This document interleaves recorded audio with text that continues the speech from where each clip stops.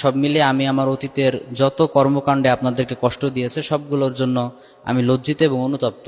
আজকে সবার সামনে এই ভিডিওতে আমি আল্লাহ তাআলার কাছেও আমার কর্মকাণ্ডের কারণে ক্ষমা চাচ্ছি এবং দেশবাসীর কাছেও আমি অনুতপ্ত হয়ে সকলের নিকট ক্ষমা প্রার্থনা করছি। আসসালামু আলাইকুম, সবাই কেমন আছেন? আজকে আমাদের ড্রোভ হুজুর কিন্তু ভুল স্বীকার করেছেন। তার ভিডিওর মাধ্যমে সবাই ভিডিওটি দেখবেন এবং অনেক কিছু বুঝতে পারবেন যে তার কি কি ভুল ছিল। তো চলুন আমরা ভিডিওটি দেখে আসি। আসসালামু আলাইকুম রহমতুল্লাহি ওবরাকাতু।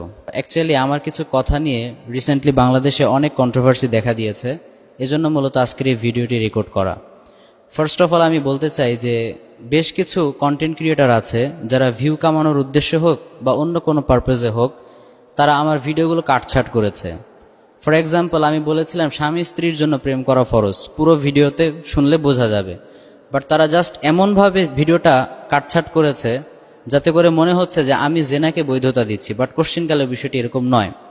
আরেক ভিডিওতে বলেছিলাম ফেসবুকের একটা ছেলে পোস্ট করেছে যে সে তার গার্লফ্রেন্ডকে কিছু ইসলামিক বই গিফট করার পর তার সাথে সেই গার্লফ্রেন্ড ব্রেকআপ করে নিয়েছে, কিন্তু এটা এমনভাবে প্রচার করা হচ্ছে মনে হচ্ছে যেন আমি আমার গার্লফ্রেন্ডকে গিফট দিয়েছিলাম। বিষয়টি এরকম নয়।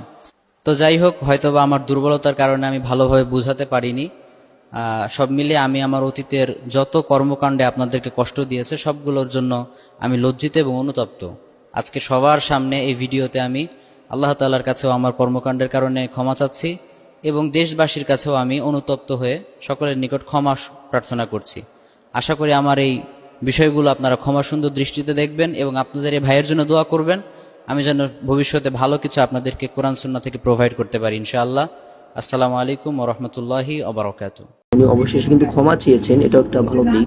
তো আমরা সবাই ওনাকে পারলে ক্ষমা করে দেবো। নেক্সট টাইমে যদি উনি আবার এইরকম ভুল করে তাহলে অবশ্যই আমরা প্রতিবাদ জানাবো।